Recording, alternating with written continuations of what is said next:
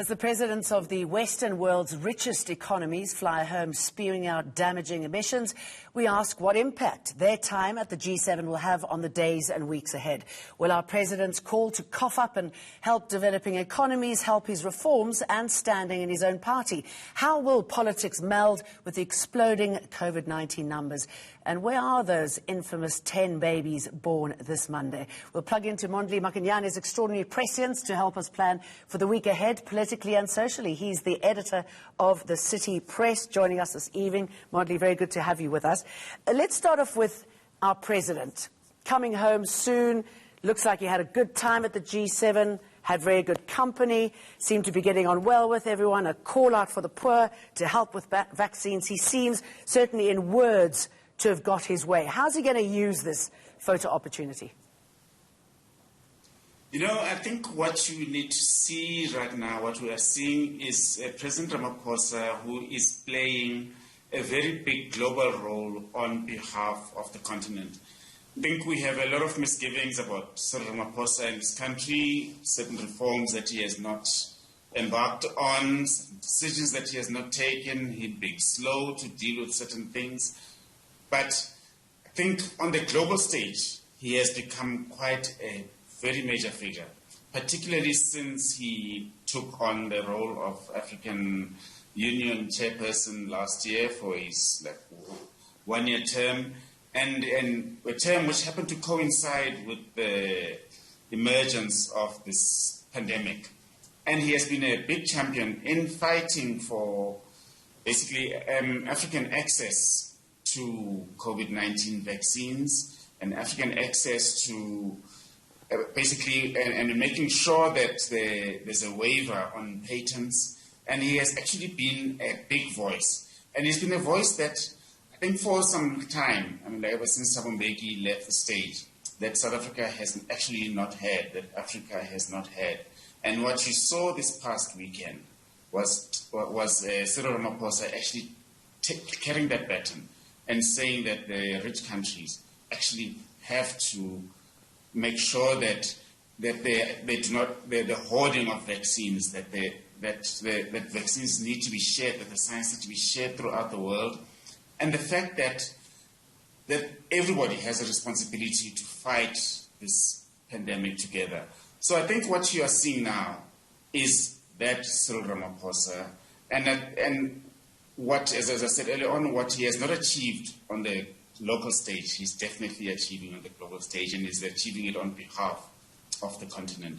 And there definitely will be results, because as you saw over the weekend, the rapport that he has with Biden, the rapport that he has with Johnson, and particularly the very, very seemingly close rapport that he has with Macron of France, that is definitely going to need results. And you know what? Everyone needs a bit of positive affirmation, don't they? And one forgets we're so busy navel-gazing in this country that we don't often sit back and say, okay, you know, job well done. So I'm sure that's helped him, because he's got a lot of issues to tackle at home. And I'm just wondering what's going to happen on the political front, because, you know, we've got the tourism minister stepping in for the health minister. And I'm wondering if we're going to be seeing any other sort of movement in the political chessboard. We saw him strong-arm Mantashe when it came to energy. What else are we looking at? You know, on that particular score, I think on the local stage, he is starting to enforce himself. He's starting to assert himself as a leader. But, you know, as Cyril Ramaphosa's style has been observed, he does not do anything until he's absolutely forced to do something on the local stage. He is afraid of his domestic rivals. He's afraid to take risks on the domestic stage. You know, there are certain things that when he came in 2018, he could have started to effect, which he did not do. Yep. What happened this week, the energy decision, for instance, I mean, like moving from 1 to 100, it's a huge thing. But all that we've been waiting for since 2018 was for him to move from 1 megawatt to at least 10 megawatts, to 20 megawatts, to 30 megawatts. But he did not do that. He was so afraid of rattling the ANC can that he actually delayed, and he feared that people would accuse him of favoring certain people that he is close to who may have interest in IPPs, etc., etc. So, and he has been afraid of his own energy minister, by the way. And it was energy minister who said that we should only allow a threshold of 10 megawatts. And what happened this week was a mega crisis. And the grid was, as some people are saying, was actually very close to collapse. So something big needed to happen. And the private sector has been asking for him to move to 50 megawatts, for the government to move to 50 megawatts. And the Minister of Minerals and Energy has been saying, no, we can only move to 10. And so he actually moved much further and doubled it to beyond 50 and doubled it to 100. And with the SAA decision, again, it's something that could have been done a long time ago. Not during Zuma's time, obviously, there was a different dynamic back then. But when Cyril Ramaphosa came into power in 2018, he could have started to do something about bringing in an equity partner for SAA, and we would not have had to spend those billions and billions and billions in trying to save SAA, and which eventually went into business rescue. Okay, let's now, talk about what's happening is bringing in an equity partner, which is essentially getting the business for nothing. Yeah. Okay, let's talk about money, excuse me. And we are hearing that on Tuesday there's a planned protest over so-called ghost workers. So many are not going to be paid on time. They're still waiting for their salaries within the ANC. And then we hear how many ghost workers there are. I mean, that's a pretty smutty picture, isn't it? Yes, I mean, like, look, the ANC has always been in financial trouble. After every conference, you have lawsuits. People coming saying, you hired a venue from me, you hired a tent from me, you hired this from me, and you have not paid me. Service providers take the ANC to court all the time. So the ANC's finances have never been good. And that's essentially because the ANC gets crooked by its own people. They give tenders to people, and with the proviso that these people will then also fund the party. But once the person has got the tender, they go off and buy a Porsche and a Lamborghini, and they live a good life, and they never actually come back and fund the party.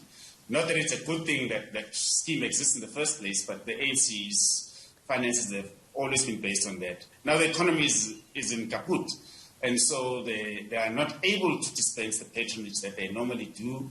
And so now it's come to the crisis point where they are not able to pay salaries. For the past year or so, the salaries get paid on the 17th and the 12th and the 8th and so on. But now what emerged today is that apparently there are other people who actually do not work for the party who are also on the payroll, because each time the ANC elects new officials and people bring their own people into the system, and the previous people do not get dismissed, do not get retrenched, and then the salary bill keeps ballooning and ballooning and ballooning. And what's going to make it worse for the ANC is the incoming Political Funding Act, which is now in force. And that is going to make it so much easier for people to donate surreptitiously to the party. And that's going to even bankrupt the party even further. And I think what the ANC needs to do now is to look at itself, it's going to modernize itself, and it's to be a lean, mean machine, and stop relying on being this mass organization that has, as it has operated since the unbanning in 1990. I should imagine that when the president hears what you're saying, he probably wants his flight to go via Paris and hang out with his new best friend, Macron, but he's got to make his way home. And somebody who is here, who's been holding our attention for some time now, is the woman who's given birth to 10 kids. And I was just reading that apparently quintuplets occur naturally in 1 in 55 million births. So, I mean, quite an story. Where is she? Who is she? What more do we know about her? We do not know anything. You know, it's amazing, it's been an amusing story of this week, but it should not actually be an amusing story, because if the 10 babies exist, the 10 babies need to be assisted.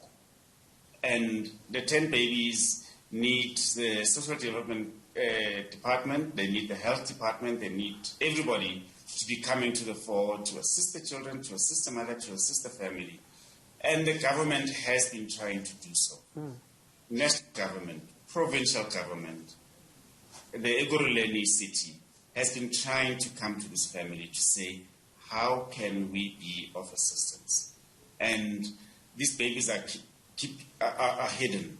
And nobody knows who these babies are. If the babies exist, nobody knows where the babies are.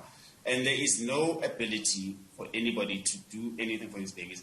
And I think that's the most disturbing thing about it. That whether it's the family or the people who are protecting the family, I think they are doing the babies a disservice if the babies exist. Yeah, I think you're right, because probably the more we know, the more people could help and would want to help. I think we've got time for one more question. So I'm just going to ask you about the threat of possible harder lockdown or tighter restrictions because of the exploding coronavirus cases, particularly in Gauteng. How far down the line do you think government can go? Well, I don't think we'll ever get back to where we were last year this time. I think there's really a great need. There's a recognition in government right now that there's a need for the economy to keep pumping, to keep pumping, to keep pumping. And so I don't think a harder lockdown would be that much harder. I don't think you'll have your alcohol bans or tobacco bans or basically shops being closed and so on. I think what is going to happen now is probably a much stricter enforcement of regulations. I think that's probably as far as they can go. Okay. The curfew is as strict as it can get. 11 to 4 a.m. is very, very strict. Yeah, that's probably enough. Restaurants are at the most minimal in terms of what they can do, and gatherings are also at a minimum. So I think that's probably as hard as it can get. I think it's going to be around enforcement. Okay, let's leave it on that chipper note. Mondli, very good to talk to you. Thanks for sharing what we can expect this week in South Africa.